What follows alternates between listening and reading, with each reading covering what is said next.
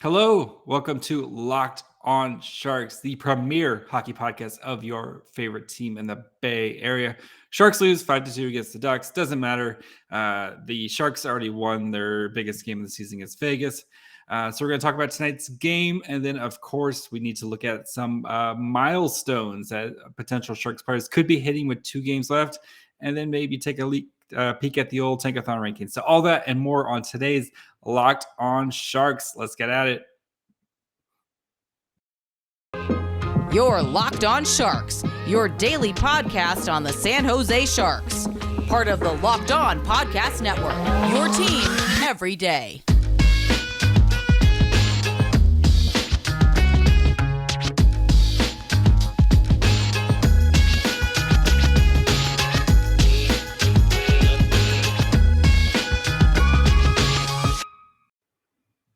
I'm your host, JD Young. Kyle is on a pilgrimage to America. He wants to eat real food, apparently. I don't know. So Kyle is out tonight, and he wanted to do this episode while driving because that's really dangerous, et cetera, et cetera. So first of all, I want to thank you guys for making us your first San Jose Sharks listen. We are free and available wherever you get podcasts. And, of course, on YouTube, you can see my Tomas Hertl bobblehead back here and part of my kitchen. But Sharks lose 5-2. Honestly, my big takeaway from this game was the Sharks were the better team, to be honest, for big chunks of this game, and just got beat by a hot goalie. In the first period alone, at 5-on-5, the Sharks dominated the Ducks. 19 minutes, 45 seconds of time on ice. Okay, so there was just a 15-second power play where the Ducks scored. Ziegler scored, which really quick. That Ziegler's goal was there's not much you can do about there. But I mean, the Sharks were honestly the better team in the first period, and then the Ducks just came back. So Corsi 4. So the Sharks had 26 shot attempts in the first period compared to the Ducks 14. Actual shots for were 17-6 at 5-on-5, and then scoring chances for were 16-8. High danger chances 5-2. The Sharks had an expected goals for at 1.07 to the Ducks 0.35, but then the Ducks, they pushed back in the second period, made it a game. They scored the 2 quick goals right on top of each other to really put it out of reach. And I know the Sharks came back and they scored 2 goals to end the second period, but you could see just the way the ice kind of tilted in the Ducks' favor starting the second period. Second period 5-on-5, so it was a little bit closer. Sharks took 17 shot attempts to the Ducks 14. This is in a little under 15 minutes of 5-on-5 ice time. But then the actual shots on goal were 6-10. Scoring chances were 10-13 in favor of the Ducks, and then the 4-7 high danger chances for the Ducks in the second period. So that means they're getting those really valuable shots right in front of the net, making life hard for Capo Kakinen. Expected goals were 0.71 to the Ducks 0.8. And then in the third period, where you would think that the Sharks would want to try to put the pedal to the metal, the Ducks really, the Ducks had actually outshot the Sharks 13-5 in the third. And then, the scoring chances were 9-8, and then the high danger chances were tied 3-3 as well. So it was one of those games where you felt like the Sharks were riding the high of what happened against Vegas. They wanted to kind of come out, put the stamp on the game, try to put it away early, and then just go, kind of coast from there. Not coast, but just kind of, put the game away early. But they just weren't able to do it. And they had a ton of chances tonight. And they just, like I said, they just weren't really able to take advantage of those. And the Ducks, they made some nice plays when they had to. Again, that Ziegler's goal was absolutely on the power play, just right by Capo Kakinen Ziegler. And there's not much you can do that. Ziegler's is going to be a world-class player. And sometimes just guys like that, they make plays like that. And there's really not too much else you can do other than tip your hats there. Some of the positives tonight, because we are trying to be a positive show, but the the Balsers, Bordeleau, Gregor line just continues to look amazing. They didn't get rewarded for their efforts tonight, but they had 10:46 time on ice. They had 16 shot attempts to 9 shot attempts allowed. Actual shots on goal were 8-3. So they're just doing a great job of in their own end, creating chances and making life difficult, and they had kind of more. So even if you look at their face-off zone starts, they had 2 in the offensive zone, 7 in the neutral zone, and then 3 defensive zone starts, where they're trying to. So it looked like Bob was, he trusted them to, if they're in the neutral zone, to start to get offense going. The Barabanov, Hertl, Meier line was great again tonight. So they had 12-10, Corsi 4. Shots for were 9-8. They had 0.61 expected goals, 4 high danger chances, 4 high danger chances allowed. But for them, they got a lot more of the good zone starts. They had 7 offensive zone starts, 5 neutral zone, and then 2 defensive zones. So Bob, of course, trying to set up his best line to score. And then the old man line, as I'm kind of nicknaming it, of Nieto, Couture, Benito, they played well together too. And they had, again, 9:39 time on ice, 5-on-5, shot attempts 15-8, shots on goal 8-4, and they had kind of a more neutral. So 4 offensive zone starts, 1 neutral zone, and 3 defensive zone starts. So. And the fourth line was pretty bad, to be honest. So they were outshot, outchanced, et cetera. But you can kind of see some of these pieces working together, and I think every time the Gregor Bordeleau Balsers line goes on the ice, you just see positive stuff happening, and you see Bordeleau trying to do these little plays and stuff like that, and some of them don't work, but you just see whenever these guys come on the ice together, and you just kind of see the magic that these guys have and the chemistry they're building and stuff like that. So, they almost scored tonight a couple times, and Rudy, he hits the post in the very first shift of the game, and I guess that was an omen of how the night was going to go. So, yeah, I mean, it's the same Sharks. We've watched 80 games of them, and you guys, we know what they are at this point. So before we get into our next segment, we're going to talk about some Sharks who might be hitting milestones in these last 2 games if certain things go right for them. Let's go ahead and take a break and talk about our friends over at HelloFresh. If you're like my family, it's always crazy. Like, my wife works nights. I have a real job. I do this. We have 2 kids. My wife has like gluten things. Sometimes it's not easy trying to sit down for dinner, or even just making dinner where we're all together. That's where HelloFresh comes in. They are America's #1 meal kit, and they help you skip grocery store trips and deliver food straight to your door, fresh from the farm.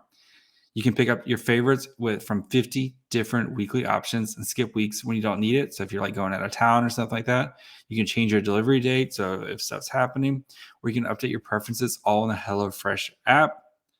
The HelloFresh has fit, wholesome recipes for satisfying, nutritious meals. And you can feel good about 6 recipes per week to choose from, including low-calorie and carb-conscious options, and customize your favorite dishes with the new Hello Custom offerings by swapping out one protein or side for another. So if you're not feeling like, if you don't like fish or something like that, then you can upgrade with more luxe experience by adding more protein or veggie meal.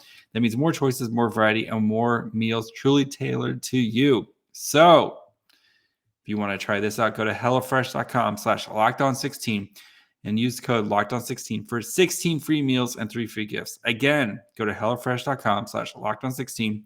Use code LockedOn16 for up to 16 free meals and 3 gifts. HelloFresh, America's #1 meal kit.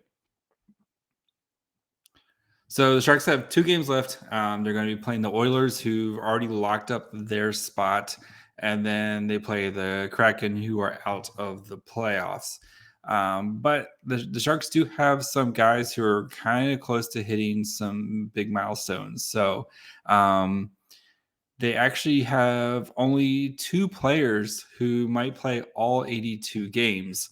One of them, of course, is Brent Burns, which it comes at no surprise at all since he hasn't missed a game since the dawn of time. But the other one, bit of a surprise, Tomas Hertl.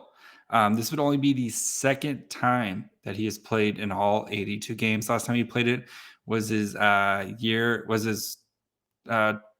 20 his age 21 season 2014-2015 where he played all 82 games. He's had a couple, he had an 81, a couple 79 games. So this is, it's nice for Hertl, who's kind of had these injury concerns, kind of putting these to bed. So last year he had COVID, so he missed a couple games. But this year, it seems like those injuries, he's kind of putting them to bed ever since that 1920 season. And, if he can stay healthy, you're going to get a pretty consistent Tomas Hertl, I think. So Hertl is currently at 64 points, so he's not going to get close to his career high unless he goes absolutely bananas. These last 2 games, insane bananas, because his career high is 74, so he would have to get 10 points in the last 2 games. That's just not going to happen. So but 64 points is his second most in a season. That's nothing to sneeze at, especially for a guy who you just paid. He's coming off one of his best seasons ever. 30 goals, 34 points. So that's good to see. Timo Meier's got 35 goals, 41 points. So he would need 4 points in his last 2 games to get to 80, which would either he's already at his career high. That 80 points for the Sharks hasn't been done in a little while. Let me pull up there. So last year, shortened season, no, of course not. 1920, no, he had 49, led the team with 49 points. Brent Burns had it in the 18-19 season. He had 83 points. So that was a long time ago. When they went to the Western Conference Finals. So he needs 4 points. They're playing the Oilers, who really had nothing to play for. They've already locked up their position, and then the Kraken, who are dead in the water like the Sharks. So some other guys to note: Barabanov. He just needs one more. If he gets one more assist, that'll put him at 30 assists and then 40 points for the season. So he's at 29 assists and 39 assists. Burns hit 10 goals tonight too. Other kind of players of note: Balcers, he's at 11 goals, 12 assists. So he needs 2. If he gets 2 points, that'll put him at 25, which would be kind of a nice number for him. Scott Reedy, 3 points away from 10, but and then kind of some other guys. Another Brent Burns too. Another one. He needs about 10 minutes of ice time, and you'll have 2,100 minutes for the year, which is pretty insane, to be honest, especially for a 37-year-old defenseman playing this much time. It's kind of crazy what Brent Burns is still playing and producing the way he is right now. I know he's definitely not the guy he used to be, but I mean, he's still doing a lot of positive stuff. And, we've definitely had our nits to pick with Brent Burns, but he's still produces offensively. He's going to end the season third or fourth on the team. He might pass Couture for points. He's still producing. He's going to have 52, right? He's going to be in the 50s. Or actually, no, he did tie Couture tonight with the goal. Sorry. So he's got 53 points. So he might finish the season third in points, which is, again, just crazy what he's still doing this. at his age. I mean, we're literally the same age, and have issues just going up and down the stairs, and the dude's playing 25 minutes a night, and hard minutes. So it's Brent Burns is kind of ridiculous. So good for him to keep doing what he's doing. So yeah, I mean, even like Brent Burns, I'm going to dig into this at some point, but kind of like comparing his numbers to some of these kind of older defensemen as they kind of the back end of their season, their careers.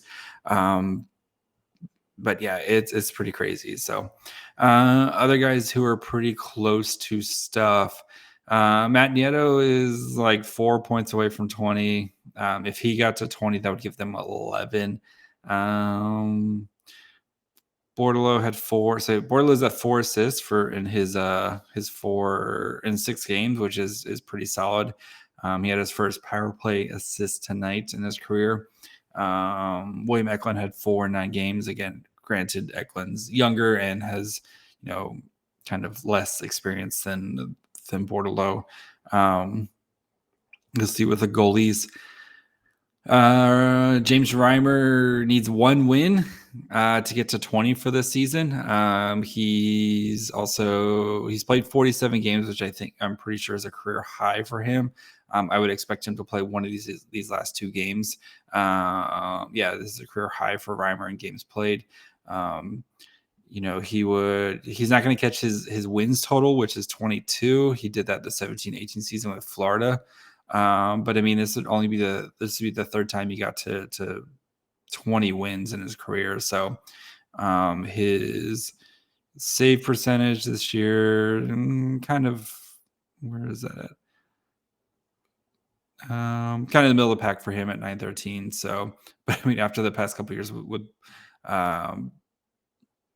Martin Jones and stuff like that, like the save percentages have been god awful, like below 900. So having goalies in the 900s this year is kind of a blessing for us. Something that I don't realize that those numbers existed anymore.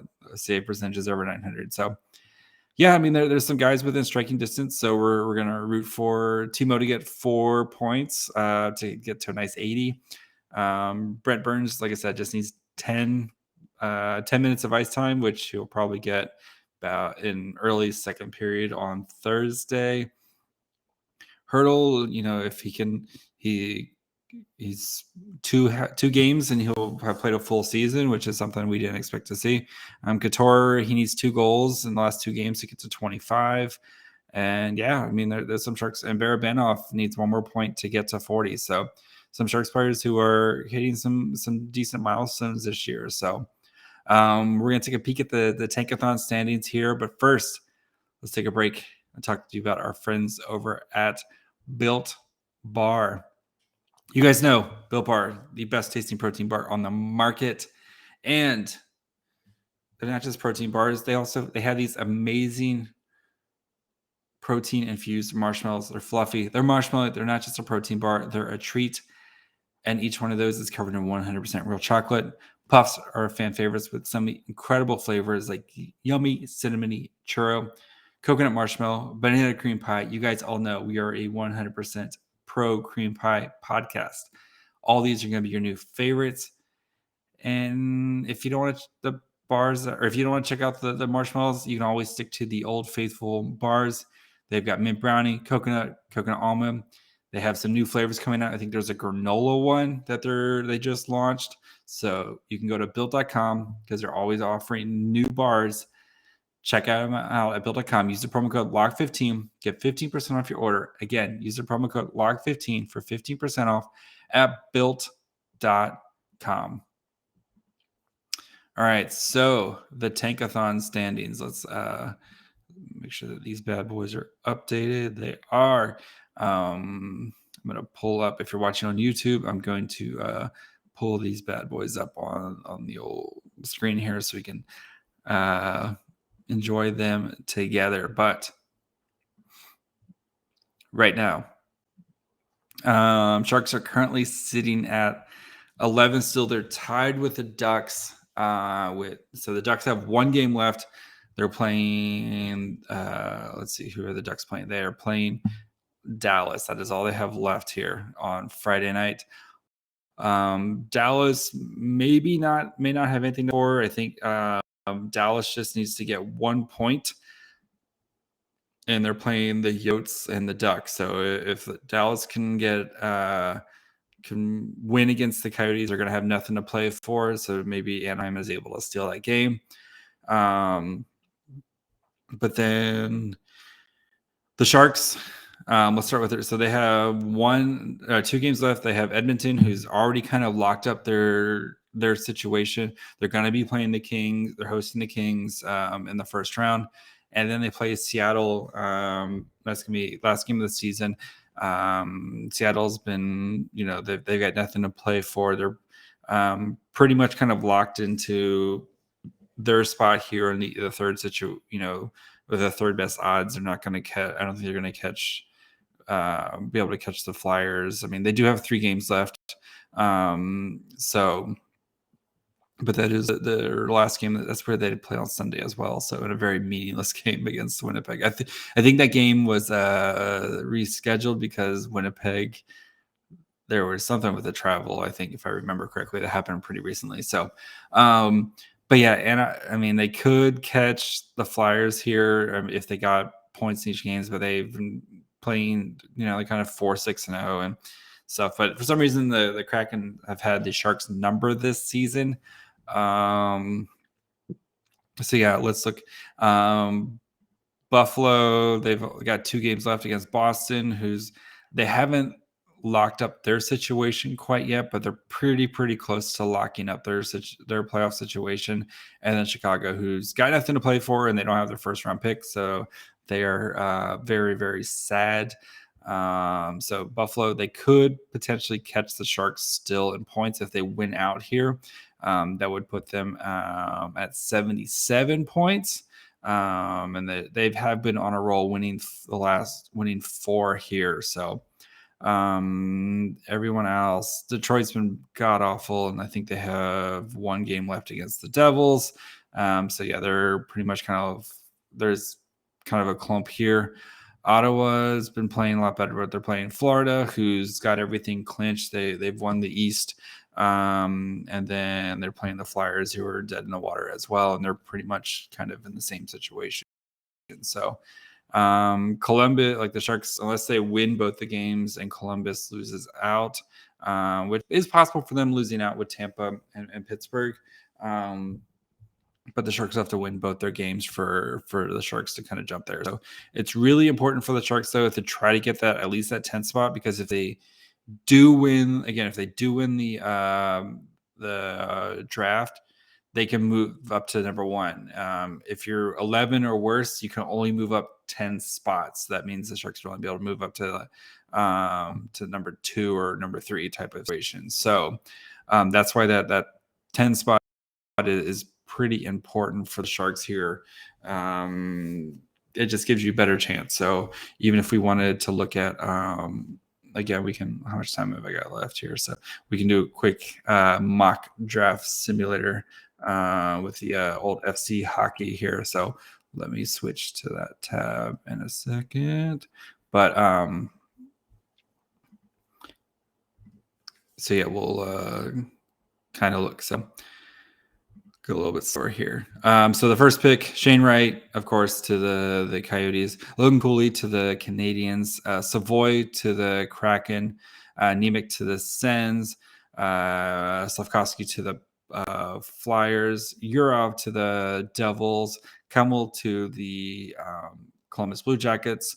Frank Nazar to the Sabres. Brad Lambert to the Red Wings, which would make me cry. Korchinski to the Ducks. So that would leave David Urich, defenseman we haven't covered yet. Rutger McGrody, Cutter Gothard, Connor Geeky, Gleb Chikasov, Lekermaki. So some of those guys. Let's restart it. So same thing. Kind of see again, just to kind of see why you're jumping up into that, make sure that 10th spot. So again, Shane Wright, Cooley, Nemec and then we got Slavkovsky, Savoy to the Flyers, Yurov to the Devils, Kemble to the Columbus Blue Jackets, Korchinski to the Sabres, Frank Nazar to the Red Wings, David Urich to the Anaheim Ducks, and Brad Lambert falls to the Sharks at 11 there. Also, other guys on the board, Rutger McGrody, Cutter Gother, Connor Geeky, Gleb Chikosov, Jonathan Lekarmaki, kind of the same guys that we've seen as well. So let's do one more just to kind of see. Maybe we get lucky again. So kind of see some of the guys who are available for the Sharks there. Let's slow this down. So Shane Wright to the Coyotes, Slavkovsky to the Habs, Nemec to the Kraken, Savoy to the Sens, Cooley to the Flyers, Yurov to the Devils, Kemmel to the Blue Jackets, Nazar to the Red Wings, and Brad Lambert goes to the Anaheim Ducks at 10. On the board, Kevin Korchinski, who I need to kind of dig into some more, but he's apparently kind of rising right now. Rutger McGrody, Cutter Gother, Connor Geeky, Gleb Chikosov, and Lekarmaki as well. So just kind of a quick little peek at who could be available for the Sharks if they are picking at 10. So yeah, it's, it'd be nice. I know winning is nice, but being in a top 10 draft where there might only be 9 or 10 guys, kind of would rather have that. And I do trust, Doug Wilson Jr. and I do trust the scouting staff, but you want to help them out and put them in the best position to be able to draft one of these guys. So tomorrow we're going to have a guest because it is Kyle's birthday. So happy birthday to Kyle. Make sure you guys go wish him a happy birthday on his on Twitter. Help him get to 1,000 followers. The poor guy, he wants to get to 1,000 followers. He is sad that I beat him in getting to 1,000 followers. So go do that. You can also find us on Twitter, Facebook, and Instagram at Locked On Sharks. But yeah, tomorrow we'll have a guest where we're going to probably talk about some awards and some done stuff like that. So, and then you can listen, of course, Locked On Sharks wherever you get your podcasts: Apple, Spotify, Anchor, Odyssey, Megaphone. Yeah, you're listening right now. YouTube, subscribe. We're inching closer to 800. At 800, we'll do. I have a Martin Jones bobblehead that's collecting dust in my house. I need to get out of my house. Guaranteed to get you a William Eklund pick in the first round next year. So you'll want to subscribe, and we'll do something fun to we'll probably do a live stream or something like that to give that away. You can follow me on Twitter at myfryhole. Kyle again is at Kyle Demetrius. Thank you guys for making us your first listen. Go check out the Locked On NHL channel, especially with the playoffs coming up. You want to go pick a bandwagon, a team, kind of learn about some of the other teams in the playoffs are actually good. Go do that. Go check out the Locked On NHL now. Get a nice little taste of what happened around the league the night before. Or go check out one of the other amazing podcasts on the Locked On Network, such as let's go Locked On Jags as the draft starts on Thursday. So that'll do it. And goodbye, friends.